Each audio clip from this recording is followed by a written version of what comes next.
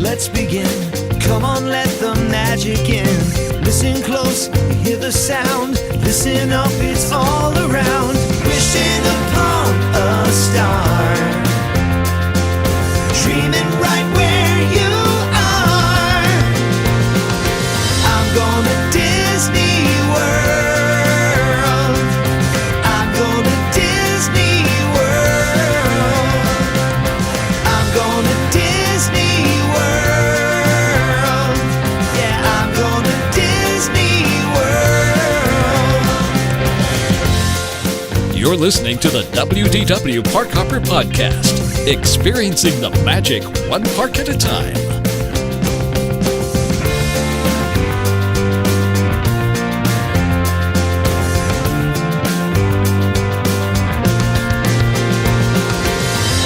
Well, hello and welcome to the WDW Park Hopper Podcast. My name is Dan, and on this show you get to follow me as I hop around all the Disney parks, recording my experiences one at a time, all taken in stereo sound. Well, thank you so much for downloading the show, and welcome to episode number 27. And on this episode, we're going to do something a little bit different. That's right, I've got a special guest.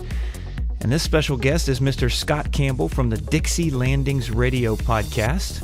And you can find him over at dixielandingsradio.com. And Scott was nice enough to meet me in the Magic Kingdom in Walt Disney World and sit down with me and talk a little bit about how he tours the parks and the strategy that he follows. Scott is also doing a challenge this year. That's right, he's trying to eat 50 turkey legs in 1 year. So I was able to sit down and have a turkey leg with Mr. Scott Campbell, and I believe it was turkey leg number 6 in his quest for 50. Oh, and by the way, I'd never had a turkey leg before, so that was my very first one. Yep. Oh, and as if that weren't enough, we are going to take you on a special trip through the Haunted Mansion. Now, during this interview, you can hear wishes playing in the background, which kind of adds to the whole Disney magic. So sit back and enjoy the interview with Mr. Scott Campbell. All right, so this is Dan, and I'm here with Mr. Scott Campbell. He is the co-host of the Dixie Landings podcast, which you can find online. And Scott, thank you so much for meeting me here at the parks. Pleasure being here. Awesome. We are here at the, I don't know what you would call this, the gardens at the Liberty Square Tavern, where you can sit down and have a meal just across the street from the Liberty Boat dock. And Matt and I just rode through the Haunted Mansion, which hopefully I'll get that online for you guys to hear too. But I just wanted to pick Matt's brain because I came in today. What's that? Scott. What? And now you start going to me Matt. I'll have to edit that out. Bringing the co-host in. Bring the co-host in. That's right. Oh my gosh. All right, Scott. So I came today as a solo traveler, and I got here late, and so I know that kind of sets you back sometimes as a tour, your touring plan. So, right. What would you do if you had the ideal day at the Magic Kingdom? You know, you could be here at Rope Drop, or you would not be here at Rope Drop, or what's your ultimate touring plan? I think it's all going to depend on time of year. I mean, being right now, this is the perfect time where you don't have to rope drop it. True. So you can get here at noon and still get the entire park done. But other times of year when crowds are busy, or even weekends around this time of year, you definitely need a rope drop. But crowds are extremely light, as we're noticing tonight being around here. But just kind of go for it. I've been one where I really don't have a plan when I'm here. If I'm by myself, I just go, and I may do 1 ride, 2 rides, or I may just sit and not do anything. But if I'm with the family, or if I've got friends, especially that haven't been here a while, usually there's some sort of game plan in place, and I just kind of go with the flow and let others kind of lead the way, and I just help them along. Yeah, excellent. So how would you use Fast Pass in that scenario?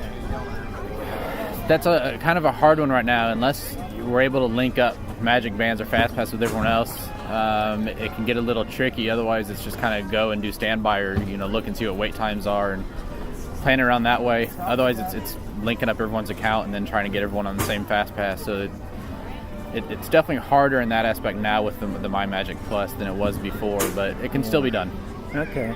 Yeah, and now I've always come with my family. I've never brought a large group to try that. So, but I've heard that can be challenging to try and get everybody's schedule on the same. Exactly.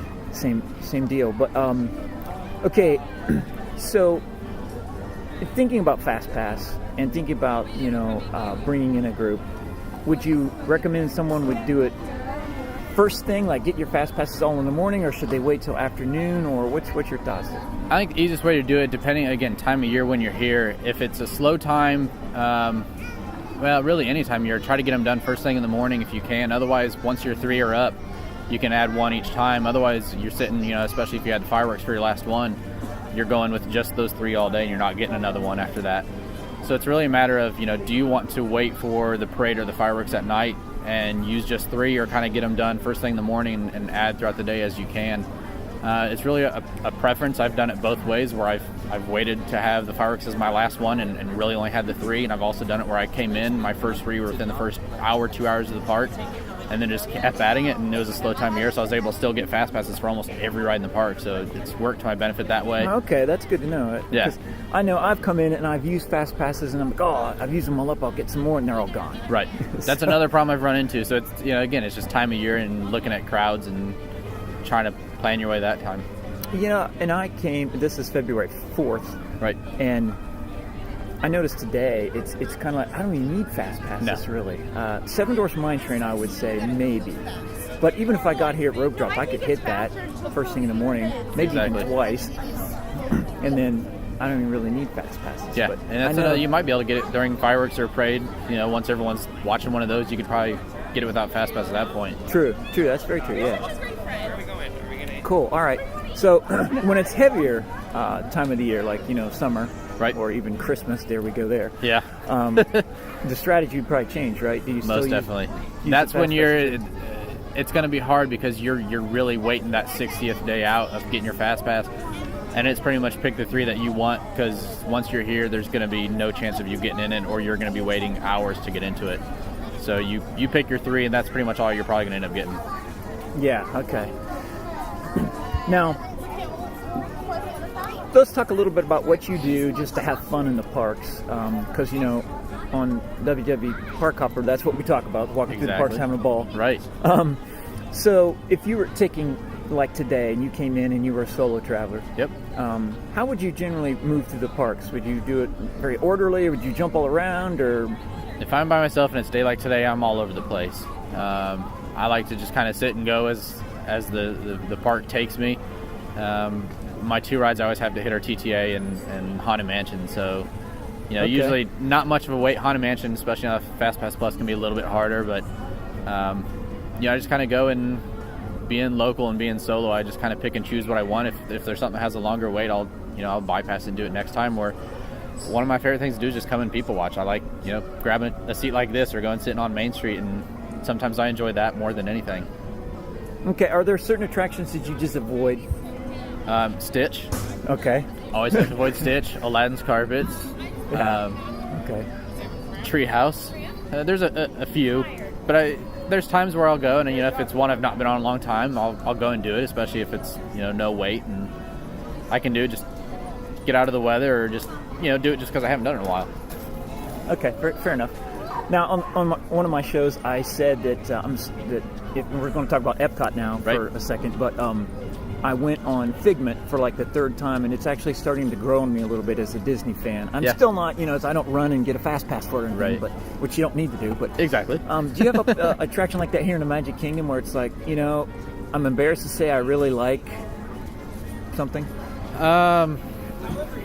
Not really. I mean, Jungle Cruise is one that for the longest time I hadn't done it, and I decided I was going to come and do it, and it was Jingle Cruise at the time, but Magic Kingdom's one of those harder ones that it's you either kind of love it or you hate it. So it's I either always do it, or it's one I do more often than others. But kind of hard to say for this park. Yeah, I sometimes I kind of compare attractions to songs. Yeah.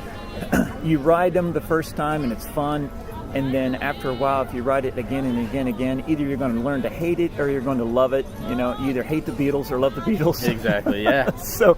Like, it seems to me the Country Bear Jamboree is one of those where over time it kind of has staying power, because you know the songs and you can start to sing along with it, where the first time person's going, what? This is weird. Why is he singing about blood on a saddle? I do find myself doing that with Buzz Lightyear. It's one of those where if I do it, I kind of go into a Buzz Lightyear kick, and I'll make sure I do it every single time I'm here. And then maybe I'll have a disappointing score on one, and I'll avoid it for a couple weeks, or maybe even longer than that. But that would probably be one that I would put in that category. I see. That makes sense. Yep. Now, have you been in Galactic Hero? Of course. Oh gosh, see, now I just need to get it where I can do both of them at the same time, but I've done it once. Oh wow! And without stopping too, and it was about halfway through where I hit it. So. Oh wow, man! I see. There's something I need to aspire to. Right? Yeah. I did it with my mom on that ride, and I think she's barely gotten over 30,000 on one of them. So I always have to rub it in her face, and she knows it every time I'm here. That's awesome. Yeah. That's something I just can't do. I'm getting there. I think I had about 600,000 once. You learn where the big point ones are, and yeah. you just keep going for them. Any secrets for a guy? The top of the volcano. Top of the volcano. That's where I've maxed out on. You get 100,000 each time you hit it right in the bullseye. Oh, nice. So you go in that room, hit it 10 times, and you're done. Oh, okay. Now I got to go do that attraction. There you go. All right. So, okay, if we think about the parks, we talk about the attractions, and those are fun to ride and see. But you also talk about people watching, which is a very fun thing to do, especially it is. During, say, a party like the Halloween party or Christmas. But what do you like to do in the parks that's kind of off the beaten path? We talk about people watching, but anything else? Like, do you like some of the shows that some people don't like, or do you like riding the train, or what? I actually just rode the train for the first time in what seems like years on this last trip, where I just kind of came in, ran and grabbed a turkey leg and get out so I can get my 50 in. So that was fun to do. And another one that I've not done in a long time, and I need to stop and do it more often, but to watch Dapper Dans. I guess you can kind of put that in with the people watching, but any of the street atmosphere, it's one that so many people walk past them, not just here in Magic Kingdom, but any of the parks that, they seem to not get a lot of attention, and those that do really enjoy them. Yeah, so a funny story today, I agree. I think one of the things I'm trying to capture is some of those experiences off the beaten path, if you will. Yeah. And the trolley show definitely is one. And so it started, and I didn't realize this. So it starts, at the end of Main Street. Yep. And they do maybe 5 minutes? It's a short little thing. Right. And then they get back on the trolley and go down. So I walk up, I missed the first one, think, I missed the show. So I kind of walked away, and I heard him singing again, so I went back, missed it again, and finally caught him at the train station, which is probably the best show that they do, because there's more space there. Definitely. So, I think those, you get different crowd interactions, especially with the Dapper Dans, because they really they ham it up, and that is definitely something that I've learned to appreciate here in the park. So good point. Anything else that comes to mind there? Or? Not off the top of my head. Yeah, I'm putting Scott on the spot here. He didn't have any notes or preparations. It's fun. Splash Mountain, or if you're at Animal Kingdom, Cali, the rides where it's kind of an unexpected ending to it, and watching the people as they get off the ride. It's still people watching, but really, it can be almost any ride, but hearing people as they're getting off of a ride or watching a show, and just hearing how much they enjoyed it, it really brings the magic of Disney, and makes you realize, what this place is, and why we all love it so much, and hearing it through so many other people, and especially the children, because, they don't really know the difference between good, bad, or anything else, and they'll tell you what it is, and it's almost always going to be something good from them. So that always has been a huge pleasure of mine, of just listening to other people. And I did it for the first time with my own family back in November, when it was my wife and as our Cooper at the time was just over 3 months old, and it was his first time to Disney World. And watching it through the eyes of a child, and having a kid for the first time, I really got to appreciate it more. But just seeing how they take everything in, and when they smile, and just what they're looking at, it's a whole new way to do the parks. That is a great point. And it's funny, when you walk around recording, and then you listen to it again, you'll pick up little things like that. Yeah. I remember this one little boy, he stopped and he ran back to his mom, and he's like, "Mom, I think I just saw something awesome." he wasn't sure. Yeah. It might have been something awesome, yeah. Right. And, the reactions of the guests coming off of like a high-intensity ride, like for little kids would be Splash Mountain, they're intimidated by it, but they come off, "Oh, can we do it again?" It just gets you excited to ride it for sure. It does.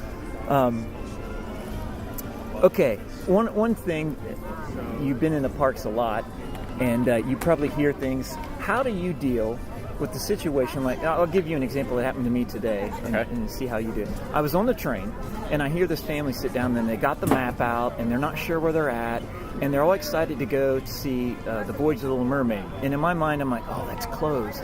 I go, I can't resist this. So I said, I'm sorry to interrupt, but that ride's closed. You might want to, go a different route. And they're like, oh, thank you so much. But do you hear that a lot? And with your park experience, you start to just bite your tongue? I do, and depending on the situation, and it might go back to the days when I worked at the Swan and Dolphin, and you just get that cast member mentality that, and it may just be the hospitality in me as well, but you always want to help others, and especially if they're, the same situation as you. If they're planning on something, I'd rather help them before they get disappointed, and lead them to something that is open and help them out that way. Even when you see a child that's upset, if you're standing around waiting for a parade or something else, it's always fun to talk with other families and just help them out and just talk Disney. I mean, you're here at Disney and talking Disney, it seems to bring a smile to everyone's face. So yeah, I try to chime in when I can. I do my best to help everyone else out, and they definitely appreciate it as well, especially if it's a first timer. That way it's not a bad memory from their first time going to Disney. Yeah, that's great. That kind of harkens back to what you're saying too. You experience the magic of the parks, if you will, through the eyes of the other guests. Right. And then when you can help someone out like that, or even just standing in line, I know I can just just drum up a conversation with a fellow guest, and they're very open to talk to you because everyone's all excited and happy. Yeah, there's no such thing as a stranger at Magic Kingdom or at Disney in general. Yeah, standing in Walmart, it just doesn't happen like it does here. No, definitely not the same. So that just adds to the park experience. I've often theorized, I think one of the worst things to do would be to come to the Magic Kingdom all by yourself and have every single ride and every single place open to just you. It would be just so weird. Yeah. The guests really make it. Now, super big crowds. Sorry. Definitely not. Where are you going? Right. But yeah, having folks around is definitely a cool thing. Yeah. To experience the parks that way. Very good. Now, we're in Florida. It's hot, but it also rains. So what do you do when you're buzzing around the parks and you've got your touring plan in your mind, and all of a sudden the clouds form and starts to pour down rain? What strategies do you use? Always have a backup plan. Like you said, it's Florida. We know it rains, so I always try to have something. Whether it's you go back to the resort at that time, but what I've always found is everyone seems to go back to the resort when it rains, which means rides are going to have no wait. So come prepared. Bring an umbrella, bring a poncho, bring something, and just brave it and go out and have fun. I've probably had more fun in the parks when it's been raining, just because so many people are kind of hunkered down, or they go into a show, or they they go to a ride, and it just backs those lines up even more. And it's just fun. That's a fun time to go walk around, or just like I said, have fun. I'll go out and I'll stomp around in a puddle, and the little kid in me will come out. But rain or shine, I'm going to find a way to have fun here. Very cool. So basically, what I hear you saying is, who cares? Exactly. Put a poncho Florida on and and rains. Go for it. Yeah, that's right. Because it's going to get hot real soon after that, and you'll dry off. That's right. Go ride Splash Mountain in the rain. Exactly. That's the way to do it.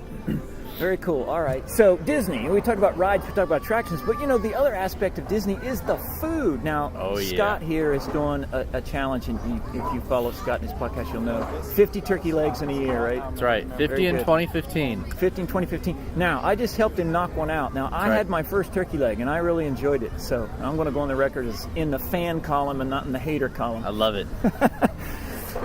So I'm a convert, but what number was that? That was number 6. Oh, number 6. All right. So I'm the proud observer of number 6. That's right. Very cool.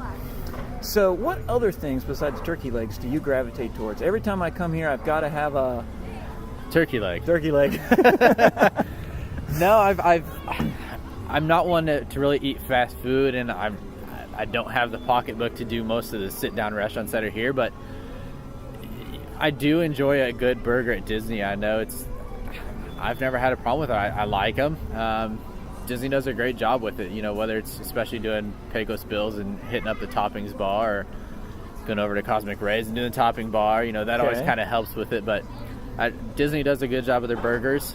Since we're here at Magic Kingdom, I've yet to do the chicken and waffles. That's one that's on my list, but it always closes at 5, so I need to get here and try that one. But that's always a good one for me. I try to eat healthy when I can, so I know turkey leg isn't there. So that's my one meal for the day. But no, I do either a turkey leg or a burger kind of seem to be my go-to for the park food. Okay, fair enough. It's funny you talk about the turkey and the waffle because Sleepy Hollow is one of my favorites. Yeah. And they have a dessert called the Presidential Suite, which I got just on a whim once, and if you have you ever had it? No. No. Okay. It's ice cream, but it's also got the slushy in it too. So Nice. your spoon goes into this delicious ice cream, and then you get the surprise of this slushy, and it's all mixed together. And by the end, it's just this concoction of sweetness. Sounds delicious. Which is every time I'm here, I get one. But I had for the first time the chicken and waffles, and it was pretty good. Enjoyed it. The only thing was, and I had this in a food review earlier today, was they put like this coleslaw on it, and for some reason the slaw was like pieces of plastic. It was so hard. It was pretty nasty, but the chicken was good, and wrapped in that delicious waffle, it was tasty. Yeah. So maybe brush off the coleslaw and eat the rest. Right. It was good. Go wash it down with a nice Dole Whip too. There you go. That's my other thing. I always have a Dole Whip, if not two. I do try to get a Dole Whip every time if I can. Okay. Very good. Sometimes that's always a good dessert for a turkey leg. Yes. There you go. Chase it down with the Dole Whip. The sweet and the salty.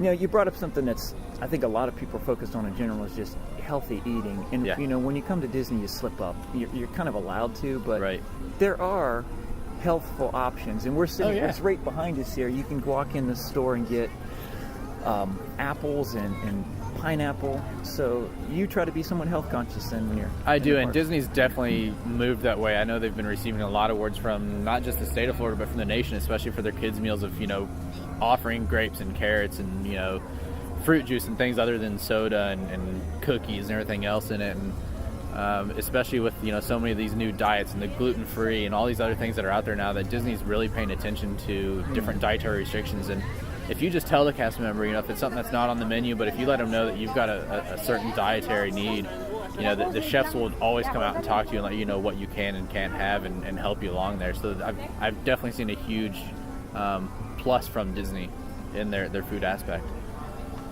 Very good. So I've noticed that too. In my wife's a vegetarian, so she loves to come here because it seems like every place is open to that. Where if we go out to eat in the real world, it's not necessarily is quite limited then. Yeah, it's quite limited. So it's hard. Yeah. And I remember I went to a vegetarian restaurant, and she sat down and she said, "Well, this is the first time that I've been able to pick more than 3 things." So when we're at Disney, there's usually a vegetarian option. So that is true. They're very, very good about keeping that.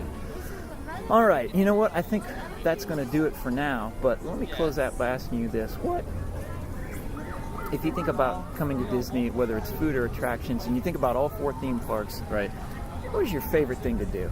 How do you have fun at Disney World? I'm either at Magic Kingdom or Epcot. Okay. If I'm at Magic Kingdom, like I said, I pick a couple rides and do those. If I'm at Epcot, it's usually hitting Spaceship Earth and Club Cool and then just walking around. But I tend to find myself having more fun doing less at Disney than I do when I'm trying to rush through everything, because I can sit back and just take it all in and enjoy it on my schedule. Very good. All right.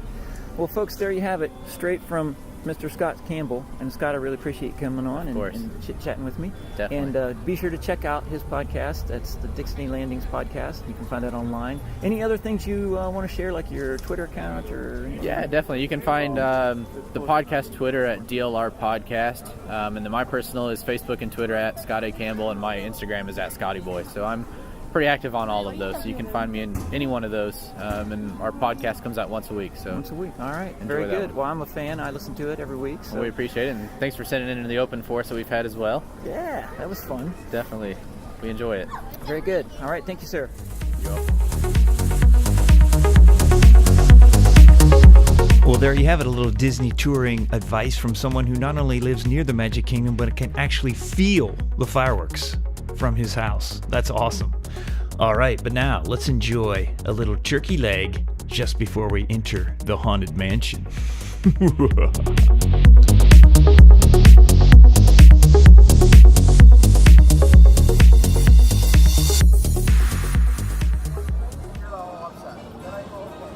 Yeah, I've never had one, so it'll be good.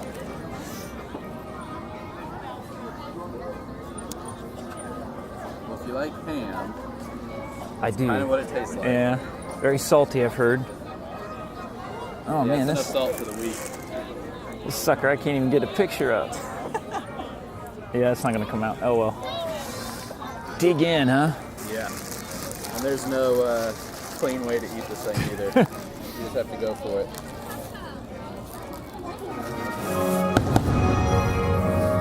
It's a mess, but it's worth it. Yeah, it's good. You know, any wish is possible.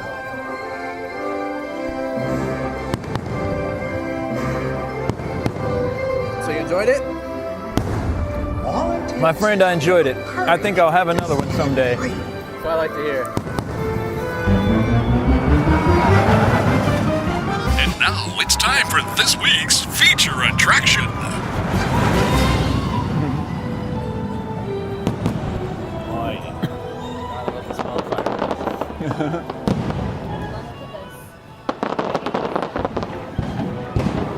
So the 13 minutes is the Haunted Mansion number, huh? That's their lowest. Well, that's the first time I've ever seen it have 15 minutes. But I think it's just like Tower of Terror where they won't post like a 5 or 10 minute wait. I think that's their new low number. They're their lowest number, yeah. There you go. That's a park tip. When you see 13 minutes, you know Mansion's pretty much a walk on, probably. Yeah. It's like 3 Fast Pass Plus.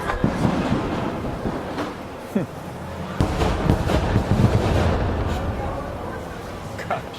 They've definitely got that. Have you been here to see the whole new Yeah, queue? yeah. Okay. Yeah, I went through. Pretty cool. So we may get our own room. It'd be interesting, wouldn't it? We'll see. There won't be many of us. After you. Good evening. Good evening.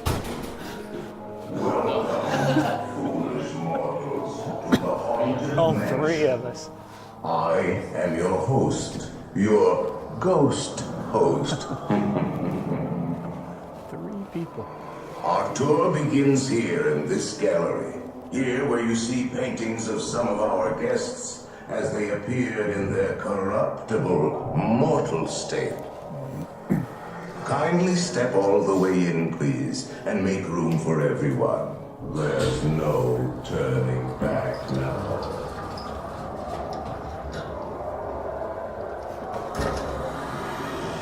Your cadaverous pallor betrays an aura of foreboding, almost as though you sense a disquieting metamorphosis. Is this haunted room actually stretching? Or is it your imagination? And consider this dismaying observation. This chamber has no windows and no doors. Which offers you this chilling challenge to find a way out.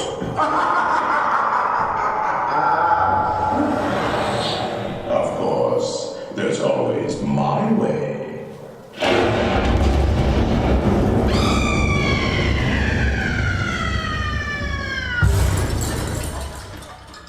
Oh, I didn't mean to frighten you prematurely.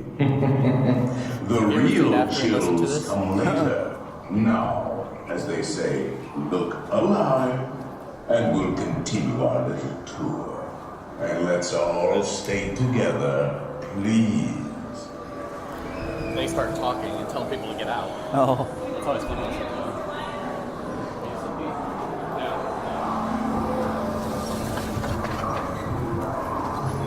Oh, this is where I have to watch my Do long not legs. pull down on the safety bar, please. They're off by I will lower it for you. And heed this warning. The spirits will materialize only if you remain quietly seated at all times.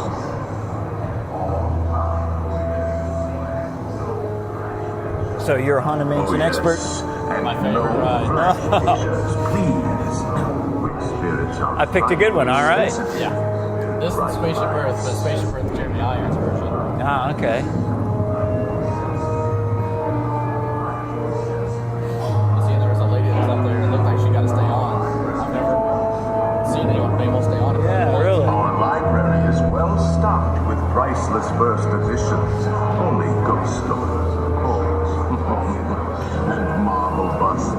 of the greatest ghostwriters the literary world has ever known.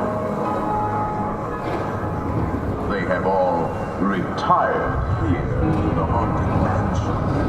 I noticed the shadow for the first time today. 999 Never noticed that before, sadly. It used to be that the bench, the shadows made it didn't make it. Any Oh, wow. It's not been working in a while. If you should decide to join us, final arrangements may be made at the end of the tour.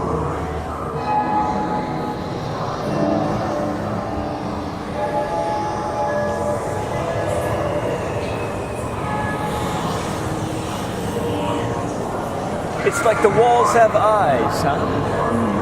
Here in this haunted street, every room has wall-to-wall curtains and hot and cold running chill. I don't think I've ever ridden this attraction where there was only a handful of people in the stretching room. I mean, I looked in like I would have had it to myself. Oh, wow. Yeah, I've never been in without it being full. That's awesome. Yeah.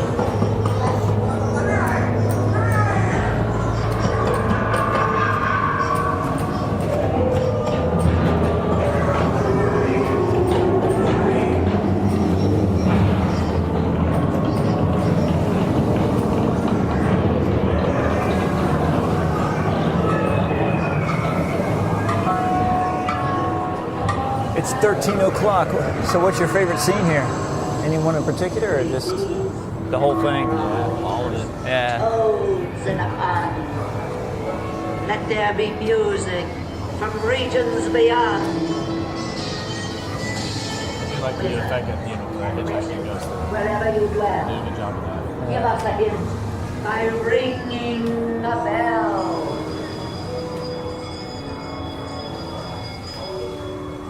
Serpents and spiders, tail of a rat, all in the spirits, wherever they're at. The happy haunts have received your sympathetic vibrations and are beginning to materialize. They're assembling for you.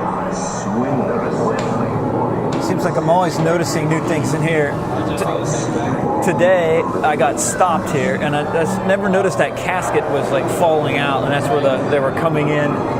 That's interesting. Yeah, it's probably been the past couple months where these two are cool. It's the first time I've ever actually seen them really come alive.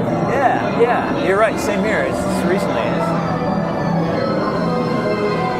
So cool. It's maybe one of my favorite scenes. Yeah, I think it's As me old as too. Pepper's Ghost is, I think it's still one of the coolest effects. Definitely.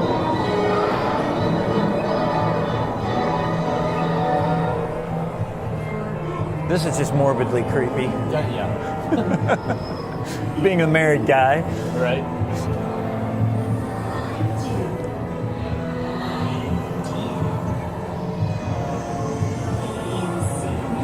And always look at it. Somebody new things in here. You always look at her, so I've never looked at this stuff. I just realized that on my last trip. That there's that, that husband of hers. Yeah, you're right. I've seen it. Now I've heard this is supposed to be like you're falling out of the window or off of the balcony. Out of the attic. Out of the attic. All right. Yeah, I never knew that until this last trip, 2 trips ago. Yeah. I think Matt might be the one that told me about it. I didn't know that. And what's the story with the Black Crow? Is it? When the ride was built, that was supposed to be. The Crow was supposed to be kind of the storyteller of the whole thing, so you'll see him in each scene. Yeah, I noticed it all through here, and it had to be some story behind it. Yeah, and I think they just ditched it at the last minute. He wasn't going to be your host. Instead, they have the ghost host.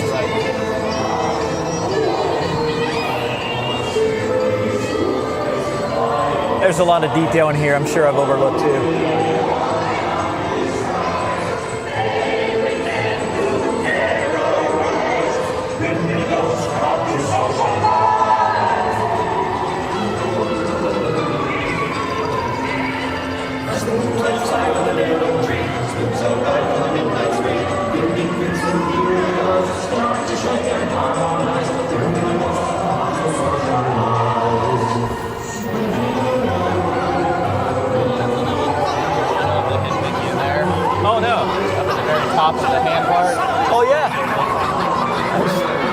something else I learned. Just in time. Very cool. There's a little matter I forgot to mention.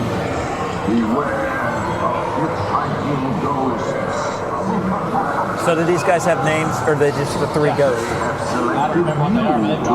got, okay, I don't know either. They'll haunt you until you return. Oh, switched our heads. Okay.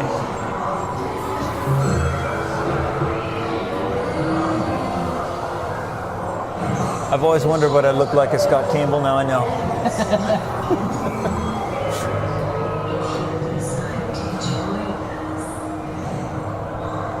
Make final arrangements.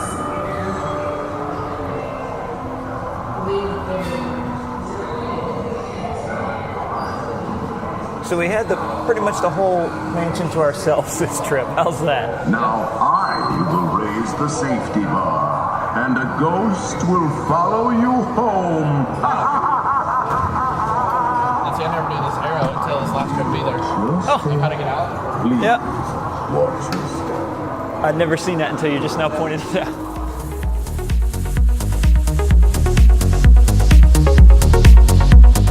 Well, there you go, the Haunted Mansion, and we had the entire attraction, I think pretty much to ourselves. There was one other guy, like you heard. Never experienced anything like that before, so that was pretty fun. Thank you so much, Scott, for coming on the show, and that's going to do it for episode number 27. Thank you so much for downloading, and if you listened all the way to the end, you're the best. You rock. You listened to the whole show. That's so cool. Hey, if you'd like to reach me, please head on over to my website at wdwparkhopper.com. You can find out how to contact me there. Very good, folks. Until next time, I'm going to Disney World. Thanks for listening to the WDW Park Hopper Podcast. To contact us, please visit our website at wdwparkhopper.com. I'm going to Disney World.